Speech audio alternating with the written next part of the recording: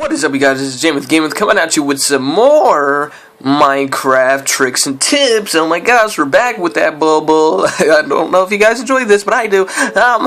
We're gonna, as you can tell by the title, we're gonna teach you guys about cobblestone generators with an S. It's plural, which means there's gonna be more than one. So get excited. As you can see, we got cobblestone in our hand. We're just that excited for it. Oh shit.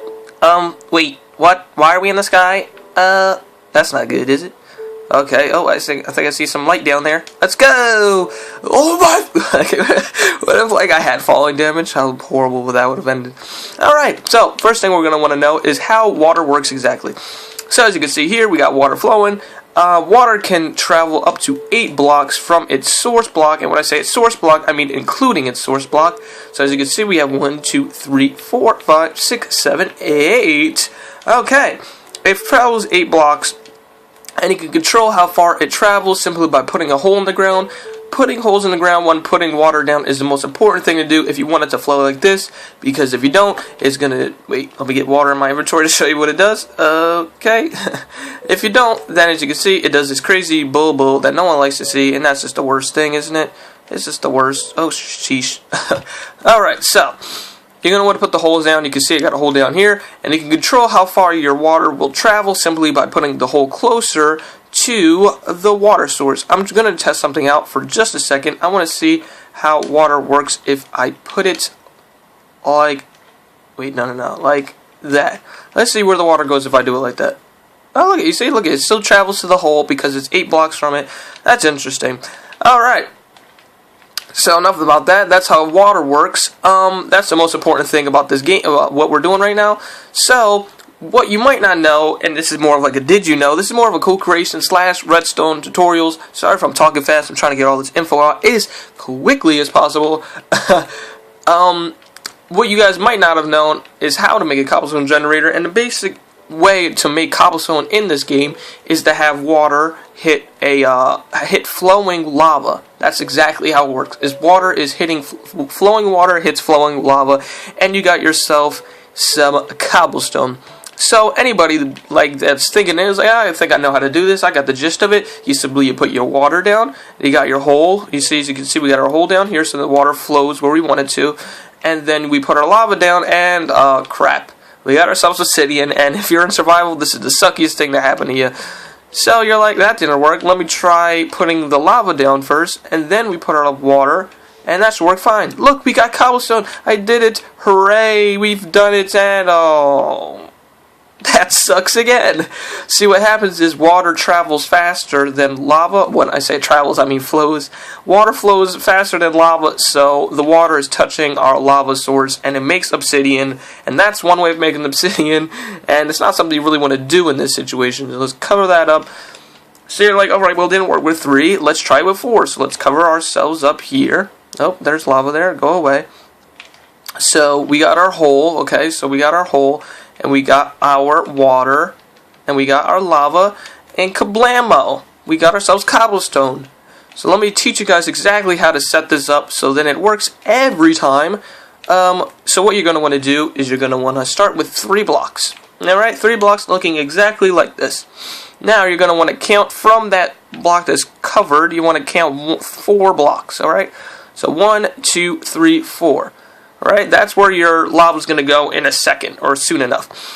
From there, you're going to want to count 1 more block and cover that up with 3 blocks, just as you did on the other side. Now you can see we got a straight 4 line right there, and you got 2 over there, 2 over there. Not really important. Most important part is that you break this block right here, or you break this block right here. The important part is whatever side you put the block closer to with the hole, you're going to want to put water down. Now that you got your water down, all you need is lava. You put your lava down, and whoa! There should be like a choir singing. There should be a light coming down from the sky just to show the amazing thing that is this. And I'm sorry for the brightness. Let me not look at it straight in the eye. Don't look at the lava straight in the eye. Alright, that got scary. So that's how you make a cobblestone generator. Now, I made another one over here, which might be a little bit more helpful if you're in survival, because when you're, let me show you this one. When you're breaking these blocks, They might fall into the lava, they might fall into the water. There's a 50-50 chance that whatever's going to happen is going to happen. If they fall in the lava, your shit is gone. Sorry if I cursed, there was no point. Your stuff is gone, and if you falls in the water, it's perfectly safe.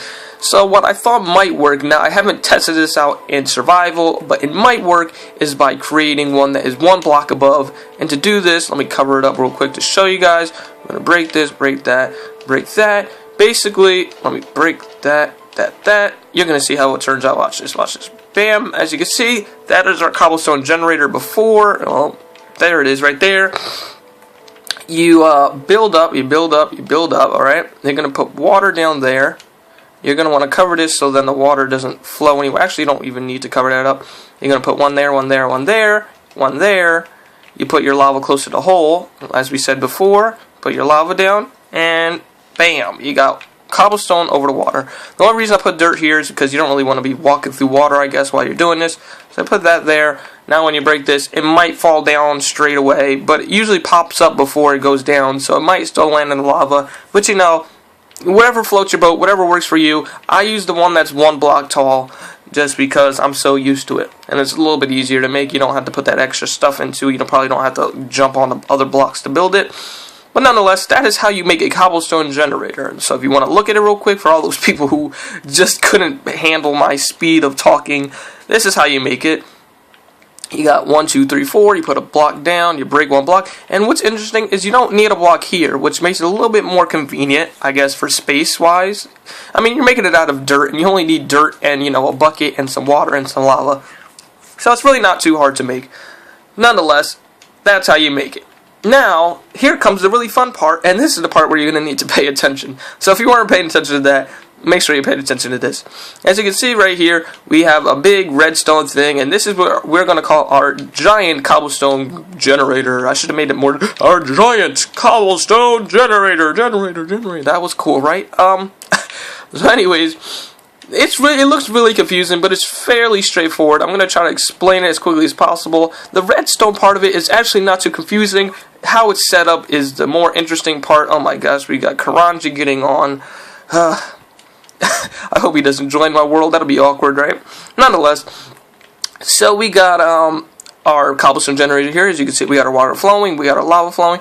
Lava doesn't affect pistons, and water doesn't affect pistons, so having to worry about those isn't a problem. What we're going to do here is we got our obsidian. First of all, let me tell you what you're going to need. So you're going to need 2 obsidian, alright? You're going to need 1 sticky piston, and that's for your clock. And let me halt here. Let's take a pause. If you do not know how to make a clock in redstone, a redstone clock to be exact, not one that you make with the gold and stuff, a redstone timer, if you want to call it, then please look in the description and watch the video that I have linked there. That will lead you to my video where I teach you how to make a clock. With that said, let's continue. If you don't know how to make a clock, please watch that video. It's part of the whole redstone generator thing. So, we got our generator here. It's creating cobblestone, as you can see here. Bam. So, this is an original idea for me. I did not watch videos to make this. So, if it looks a little sloppy, it could look better, maybe, I'm not sure. I try to make it as small as possible. You can, in fact, create this in survival, which is one thing I like to teach you guys, is how to make things you can make in survival, even though I'm making them in creative. It's just a little bit easier that way. So, what my basic thought process was when I was making this, I was like, I'm really annoyed that when I'm breaking the cobblestone, it's falling into the lava. So I was like, how about I get a piston that pushes that block out, so then when I break it, it doesn't fall in the lava. Success, we have ourselves cobblestone, 100% accuracy when it comes to the cobblestone generator. And you're like, yeah, that's a good idea. But why stop there? Because look, you have your, let me use lapis, or however you say this, lapis lazuli. Let's use lapis lazuli to show the tracking process of where a cobblestone will go. So if you put a piston right here, it would just go right there and then would push out 1 block. Now I put this piston here so that it would push more than 1 block. So like I told you guys before, pistons push up to 12 blocks. So we have the piston pushing this out. Alright, so pushing this cobblestone pushes to here. And then we have this piston powered over and over again. So we push this to this, this to this, this to this, this to this. And it will keep on going until it hit the 12 mark, which would be right here. And I've already mathematically did it out. So this is exactly where it would end at. Oop, not there. Right there. And I was like, you know, if I'm doing a straight line right there, why stop there? So then what I thought was, how about I have these things going off and on with the clock connected to them. I said with the clock connected to them, and we could make a giant version of a cobblestone generator. So this piston gets pushed out, alright, pushes the block over here. This piston pushes the blocks over here, so then it gets filled up, right, and then it's pushing this to here. Let me break it so it looks a little better. Breaks to this, it goes here to here, right? And then when it hits this piston starts pushing the block up this way, and then it pushes up a block, and it keeps on going all the way to right here. As you can see, I'll put the little edge here so that I could remind myself that this is the 12 mark, so it can't push any more than 12 blocks. After the 13th one, this one will be locked off. So after it fills up with 12, this is locked off. But this one is still moving. This still can push 12, so it goes over to the next piston. This piston starts pushing up all the way till it gets to 12, and this one gets locked off. Then it goes to the next one. As you can tell, does the same thing, bam, bam, bam, all the way until this whole entire thing is filled. And once it gets here, it goes 12 all the way to the end, and your room is filled. Your pistons will keep on going, but you won't need any more because you'll have a full cobblestone room. So let me actually show you what this thing looks in progress. Actually, before I do that, let me show how it's all set up with the redstone and the clock. So we have let me show you these things separately. So honestly, the only thing that's connecting this entire thing is these little, if I can get some redstone, that'd be great. So this is our clock here. As you can see, it's a straight up clock. We got our thing on the 3 ticks. It's the little loop, alright? We got our clock. It is ready for action. It is off right now because I'm powering it from the bottom, which we'll get to in a second. Now, the more important part is how all these pistons are getting powered.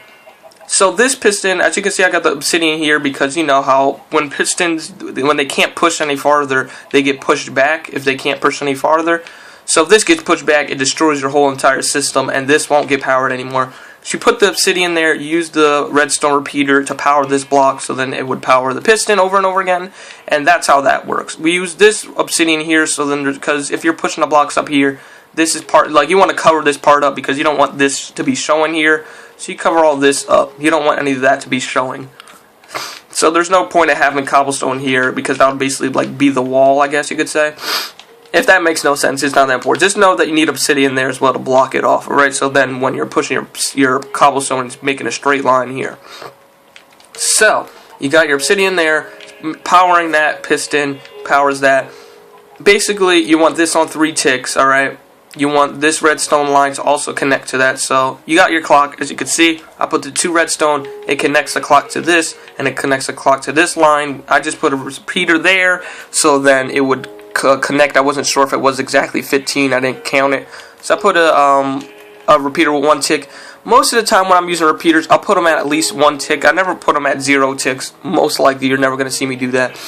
But anyways, you're going to put this one at 1 tick connecting to that piston that's pushing them this way along that line. And let me see. The thing is, you do want this one to be slower because you want this one. You want the cobblestone to be generator. If this is going too fast, the cobblestone won't generate because this will be going in and out too fast for it to generate any cobblestone. So that's the basic gist of it, for that part at least.